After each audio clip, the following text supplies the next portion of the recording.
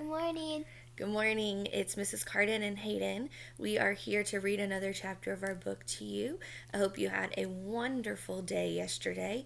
Hayden's going to be snuggling up over here next to me, and he's going to try to be very quiet so he's not a distraction while we read our book. So, in our last chapter, chapter 11, it was entitled, Will We See You Again Soon, Peter? And we know that they opened the casket, and when they opened it, there was actually no one inside.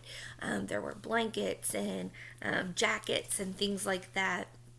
And that they started taking people out, and we're not really sure where they're going. We know they're going to Uncle Henrik, so I wanted you to make a prediction of where you think they were going. And chapter 12 is, Where was Mama? So we want to know what happened to Mama. Which Mama are we talking about? So we're going to go ahead and start reading. Mr. Rosen tripped on the loose step outside the kitchen door. His wife grasped his arm, and he regained his balance. It's very dark, Mama whispered as they stood in the yard with their blankets and bundles of food gathered in their arms. And we can't use any kind of light. I'll go first. I know the way very well. And you follow me. Try not to stumble over the tree roots. In the path, feel carefully with your feet. The path is uneven. And be very, very quiet, she added unnecessarily. The night was quiet, too. A slight breeze moved in the tops of the trees, and from across the meadow came the sound of the sea's movement, which was a constant sound here and had always been. But no birds called or cried here now in the night. The cow slept silently in the barn, the kitten upstairs in Kirsty's arms. There were stars here and there dotting the sky among thin clouds, but no moon. Anne-Marie shivered, standing at the foot of the steps. Come, Mama murmured as she moved away from the house. One by one, the Rosens turned and hugged Anne-Marie silently. Ellen came to her last. The two girls held each other. I'll come back someday, Ellen whispered fiercely. I promise. I know you will, Anne-Marie whispered back, holding her friend tightly. Then they were gone, Mama and the Rosens. Anne-Marie was alone. She went into the house, crying suddenly, and closed the door against the night. The lid of the casket was closed again. Now the room was empty. There was no sign of the people who had sat there for those hours. Anne-Marie wiped her eyes with the back of her hand.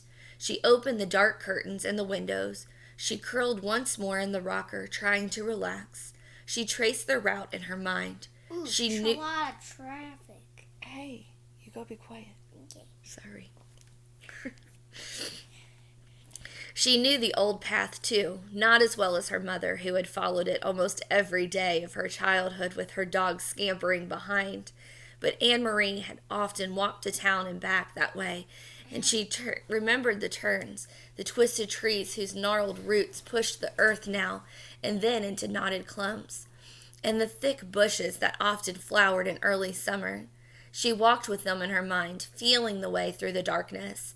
It would take them, she thought, half an hour to reach the place where Uncle Henrik was waiting with his boat. Mama would leave them there, pausing a minute, no more, for a final hug, and then she would turn and come home. It would be faster for Mama alone, with no need to wait as the Rosens, unfamiliar with the path, slowly felt their way along. Mama would hurry, sure-footed now, back to her children. The clock in the hall struck once. It was 2:30 in the morning. Her mother would be home in an hour, Anne-Marie decided. She rocked gently back and forth in the old chair. Mama would be home by 3:30. She thought of Papa, back in Copenhagen alone. He would be awake too. He would be wishing he could have come, but knowing too that he must come and go as always, to the corner store for the newspaper, to his office when the morning came. Now he would be afraid for them, and watching the clock, waiting for word that the Rosens were safe and that Mama and the girls were here at the farm, starting a new day, with the sun shining through the kitchen window and cream on their oatmeal. It was harder for the ones who were waiting, Anne-Marie knew. Less danger, perhaps, but more fear. She yawned, and her head nodded. She fell asleep, and it was a sleep as thin as the night clouds, dotted with dreams that came and went like the stars. Light woke her, but it was not really morning, not yet.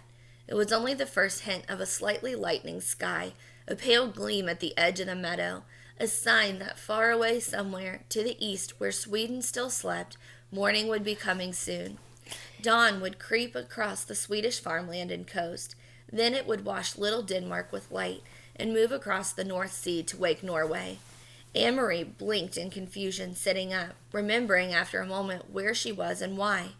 But it was not right. We'll talk to her in a minute. Thank you. Remembering after a moment where she was and why, but it was not right. The pale light at the horizon. It should be dark still. It should still be night. She stood stiffly, stretching her legs, and went to the hall to look at the old clock. It was past 4 o'clock. Where was Mamma? Perhaps she had come home not wanting to wake Anne-Marie and had gone to bed herself. Surely that was it. Mamma must have been exhausted.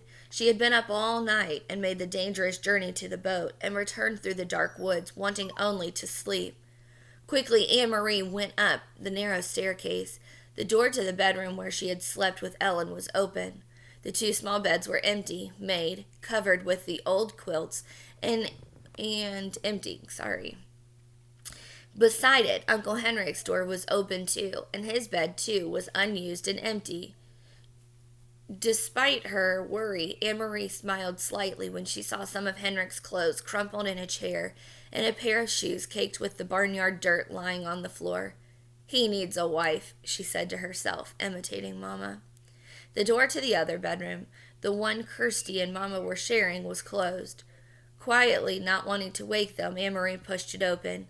The kitten's ears moved, standing up straight.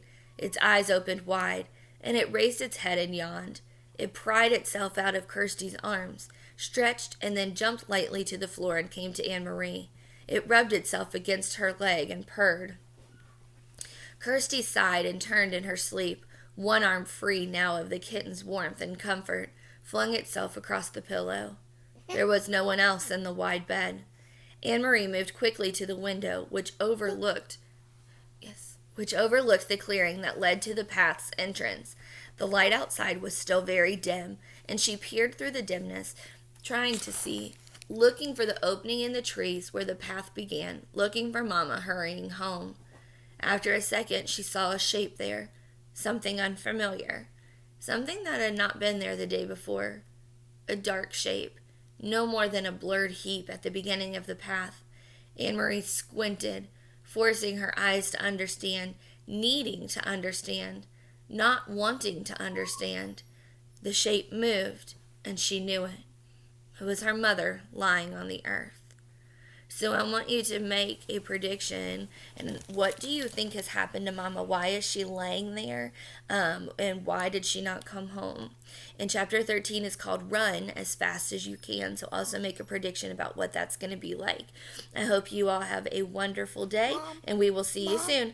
Love you and miss can you. you show her Hazel?